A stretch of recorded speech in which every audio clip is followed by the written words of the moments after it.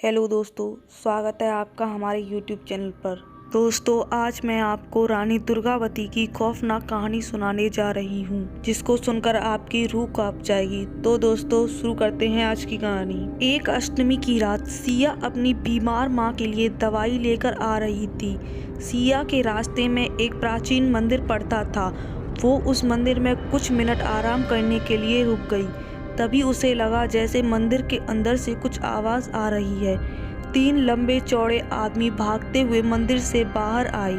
उनके हाथ में मंदिर की दान पेटी थी और उनके मुंह कपड़े से ढके हुए थे। सिया को समझ आ गया कि जरूर ये लोग मंदिर से पैसे चुराकर भाग रहे हैं। लेकिन उनमें से एक आदमी ने सिया को देख लिया और वो जोर से बोला, अरे सुनो, तुम दोनों उस लड़की को पकड़ो, मैं दान पेटी संभालता हूँ। सिया अपनी जान बचाकर भागने लगी और उनमें से 2 चोर उसका पीछा करने लगे। भागते भागते सिया गांव के पास वाले जंगल में पहुंच गई, जहां उसे एक बड़ा सा महल दिखा। वो महल रानी दुर्गावती का महल था, जिसके बारे में सिया ने बचपन में कई रहस्यमय किस्से सुनती आ रही थी। सिया के पास कोई चॉइस नहीं थी और वो छुपने के लिए दुर्गावती के महल में चली गई। उसके अंदर घुसते ही बहुत तेज हवा चलने लगी। महल के एक कोने में एक बड़ी सी पेंटिंग लगी थी। उस पेंटिंग में लाल साड़ी पहने एक औरत के गले में फंदा था और वो औरत उसी फंदे से लटकी हुई थी। लेकिन ऐसी भयानक पेंटिंग देखकर सिया को घबराहट होने लगी। तभी अचानक दीवार पर लगी वो पेंटिंग धम से नीचे गिर गई। सिया को अचानक बहुत तेज ठंड लगने लगी, तो वो इधर उधर खुद को ढकने के लिए कुछ ढूंढने लगी।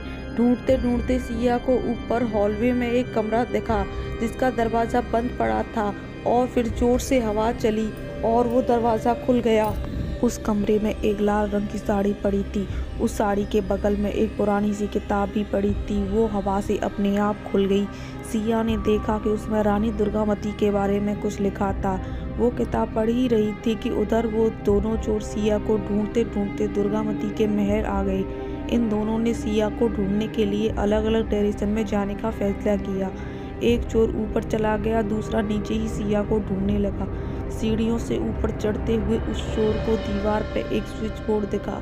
उसने स्विच ऑन किया तो ऊपर वाले हॉल की लाइट जल गई। लाइट जलते ही उस चोर को जमीन पर खून के पैरों के निशान दिखे। उसे लगे कि शायद सिया को भागते हुए चोट लग गई है और उन निशानों को फॉलो करने लगा। कॉरिडोर के कोने में लाल साड़ी पहने एक लड़की बैठी थी। उसकी पीठ उस चोर की तरह थी, इसलिए वो चोर उसका चेहरा नहीं देख पा रहा था।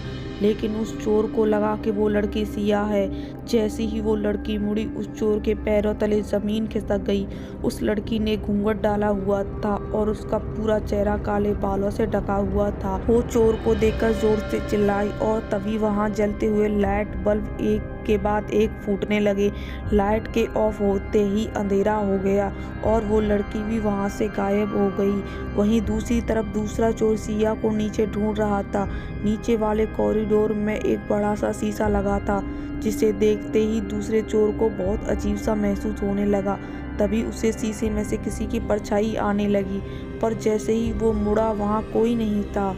उसके बाद उसे एक कमरे में एक लड़की के रोने की आवाज आने लगी। वो भागकर कमरे के बाहर पहुंचा और नीचे से अंदर झांकने लगा। अंदर एक लड़की चल रही थी, जिसके पैरों में खून निकल रहा था। उस चोर ने अपनी पैंट की जेब से चाकू निकाला और जोर से दरवाज़ा खोला, लेकिन वो देखकर दंग रह गया कि अंदर कोई नहीं था। तभी उसे पीछे से किसी ने बहुत जोर से धक्का मारा और उसे कमर के अंदर गिरा दिया। उस कमरे में एकदम अंधेरा था। वो चोर उठा और उसने अपना लाइटर जलाया और आसपास देखने लगा। 2 सेकंड बाद जब वो मुड़ा तो वही लाल साड़ी वाली लड़की उसके सामने खड़ी थी, जिसने फूंक मारकर उस लाइटर को बुझा दिया। वो चोर इतना डर गया था कि वो जोर जोर से अपने साथी को पुकारने लगा। उसका साथी भी भागते हुए आया और डरते डरते उसके साथ महल के बाहर भागने लगा। वो दोनों हवेली के बाहर निकलने ही वाले थे कि उनको पीछे से एक बहुत ही डरावनी सी हंसी सुनाई दी। ऐसी डरावनी हंसी जो पूरे महल में गूंज रही थी। वो चोर बिना कुछ सोचे समझे उस महल से कोसों दूर भाग गई। कुछ देर बाद सिया भी वहाँ से निकलकर अपने घर चली गई। अगली सुबह सिया ने पूरा किस्सा अपने दोस्त को बताया उसने कहा कि उसे पूरे टाइम उस हवेली में कई आवाज़ें आ रही थी, लेकिन जब तक वो दोनों चोर वहाँ से नहीं चले गए वो हवेली के एक कमरे में छुपकर बैठी हुई थी। सिया ने अपनी दोस्त से जो कहा अगर वो सच था और अगर सिया वाकई पूरे वक्त छुप के बैठी हुई थी तो वो लाल साड़ी वाली औरत आखिरकार कौन थी? क्या वो दुर्गावती का भूत था या फिर अपनी दोस्त से झूठ बोल रही थी और उसी ने दोनों चोर को डराकर भगाया था? लेकिन उस भयानक पेंटिंग का अचानक से गिरना, उस लाल साड़ी का उस कमरे में होना, वो किताब जिसमें रानी दुर्गावती के बारे में लिखा था, उन लाइट का अपने आप फूट जाना, वो खून से रंगे पैरों के निशान, ऐसे ही कई राज दुर्गावती के महल में छुपे हुए हैं। दोस्तों, अगर आपको हमारी कहानी पसंद आई हो तो हमारे चैनल को सब्सक्राइब करें। धन्यवाद।